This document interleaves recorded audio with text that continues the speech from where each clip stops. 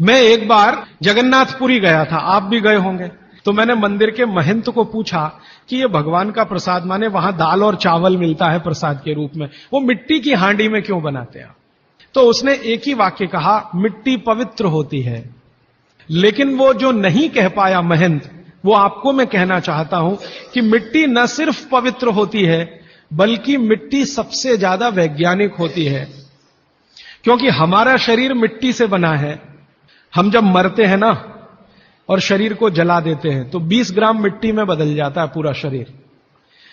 और इस राख का मैंने विश्लेषण करवाया एक लेबोरेटरी में, तो उसमें कैल्शियम निकलता है, फास्फोरस निकलता है, आयरन निकलता है, जिंक निकलता है, सल्फर निकलता है, 18 माइक्रो न्यूट्रिएंट्स निकलते हैं मरे हुए आदमी की राख में। ये सब वही माइक्रो न्यूट्रिएंट्स हैं जो मिट्टी में है।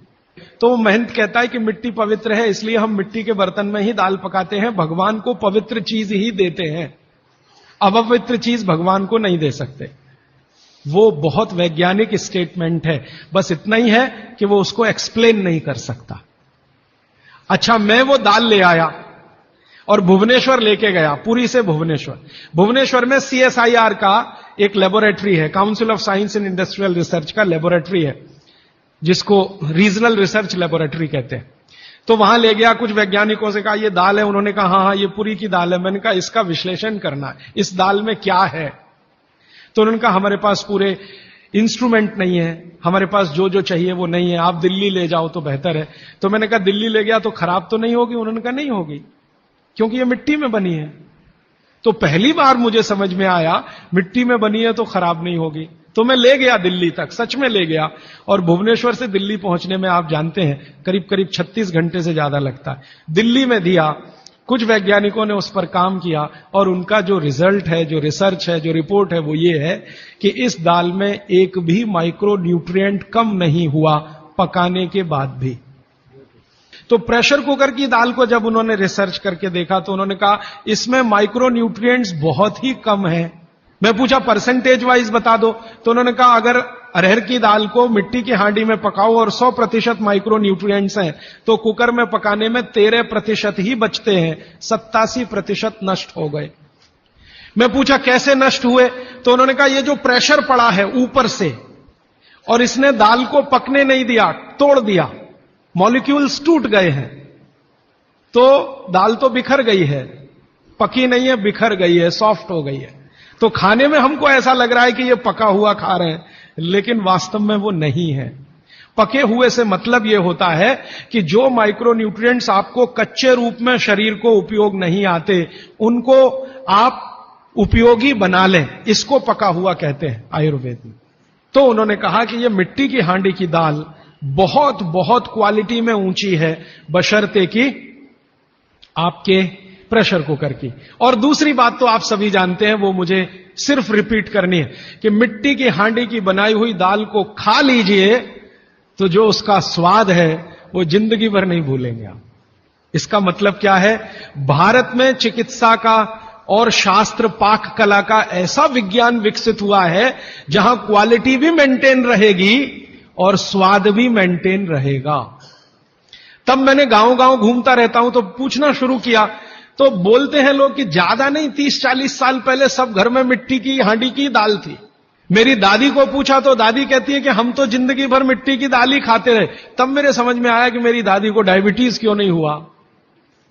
तब मुझे समझ में आया उसको घुटने का दर्द क्यों नहीं हुआ। तब मुझे समझ में आया उसके 3200 दांत मरने के दिन तक सुरक्षित थे, क्योंकि हमने उसका अंतिम संस्कार किया। अगले दिन जब राखी लेने गए तो सारे दांत उसके 32 के 32 निकले। तब मेरे समझ में आया कि 94 साल की उम्र तक मरते समय चश्मा क्यों नहीं लगा उसकी आंखों पे, और जीवन के आखिरी दिन तक अपने कपड़े खुद अपने हाथ से धोते हुए मरी थी।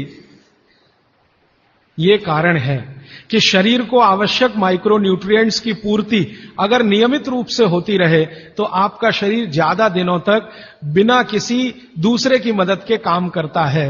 तो माइक्रो न्यूट्रिएंट्स पूरा सप्लाई मिला दाल में, जो खाई थी उसने मिट्टी की हांडी में पका पका के। और न सिर्फ दाल पकाती थी वो मिट्टी की हांडी में, बल्कि दूध भी मिट्टी की हांडी में पकाती थी। घी भी मिट्टी की हांडी से ही निकालती थी, दही का मट्ठा भी मिट्टी की हांडी में ही बनता था। अब मेरे समझ में आया कि हजारों साल से मिट्टी के बर्तन क्यों इस देश में आए। हम भी एल्यूमिनियम बना सकते थे। हिंदुस्तान में बॉक्साइट के खजाने भरे पड़े हैं। कर्नाटक बहुत बड़ा भंडार, तमिलनाडु, आंध्र प्रदेश बॉक्साइट के बड़े भंडार हैं। हम भी बना सकते थे, अगर बॉक्साइट है तो एल्यूमिनियम बनाना कोई मुश्किल काम नहीं है, लेकिन हमने नहीं बनाया क्योंकि उसकी जरूरत नहीं थी। इसलिए कुम्हारों की एक पूरी की पूरी जमात इस देश में खड़ी की गई कि तुमको भैया मिट्टी के ही बर्तन बनाने हैं। माने तुमसे बड़ा वैज्ञानिक कौन। अब ये कुम्हार जो इतने बड़े वैज्ञानिक हैं इस देश के, जो मिट्टी के बर्तन बनाकर हजारों साल से दे रहे हैं हमारे स्वास्थ्य की रक्षा करने के लिए, हमने उनको नीची जाति बना दिया। हम कैसे मूर्ख लोग, ये ऊंचा नीचा हमने डाल दिया इस देश में, इसी ने देश का सत्यानाश कर दिया।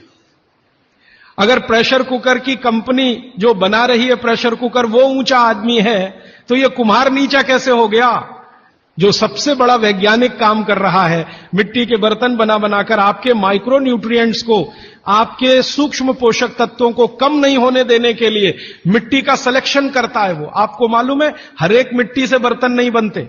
एक खास तरह की मिट्टी है वही बर्तन बनाने में काम आती है, और एक खास तरह की मिट्टी है जो हांडी बनाती है, दूसरे खास तरह की मिट्टी में कुल्हड़ बनता है, तीसरे खास तरह की मिट्टी में कुछ और बनता है। ये मिट्टी को पहचानना कि इसमें कैल्शियम ज्यादा, इसमें मैग्नीशियम ज्यादा, इसलिए हांडी इससे बनाओ, और इसमें कैल्शियम मैग्नीशियम कम है इसलिए इसका कुल्हड़ बनाओ, ये तो बहुत बहुत बारीक और विज्ञान का काम है। ये सब कुम्हार कर रहे हैं, हजारों साल से कर रहे हैं, बिना किसी यूनिवर्सिटी में पढ़े हुए कर रहे हैं। तो हमें तो वंदन करना चाहिए, उनके सामने नतमस्तक होना चाहिए। कितने महान लोग हैं। दुर्भाग्य से सरकार की कैटेगरी में वो बैकवर्ड क्लास में आते हैं। और सबसे मजे की बात कि ये हांडी जब खत्म होगी, माने इसकी लाइफ पूरी हो जाएगी, तो ये हांडी फिर मिट्टी में मिल जाएगी और फिर वही मिट्टी से हांडी बन जाएगी। दुनिया में ऐसी कोई वस्तु नहीं है। प्रेशर कुकर के बारे में तो नहीं कह सकते आप, बायोडिग्रेडेबल है। तो आप भी कर लीजिए ये काम, प्रेशर कुकर निकालिए, मिट्टी की हांडी ले आइए। तो आप कहेंगे जी दाल देर में पकेगी, सिद्धांत ही वही है दाल का, तो जो देर में खेत में पकी है वो देर में घर में भी पकेगी। आप कहें जी मिट्टी की हांडी के बाद अगर कोई चीज है, तो हमारे यहां एक मेटल बनता है जिसको आप लोग कहते हैं एलॉय है, कांसा। तीसरा सबसे अच्छा माना जाता है पीतल। अब ये कांसे और पीतल में भी हमने काम कर लिया कि अरहर की दाल को कांसे के बर्तन में पकाएं तो उसके सिर्फ 3% माइक्रो न्यूट्रिएंट कम होते हैं, 97% मेंटेन रहते हैं।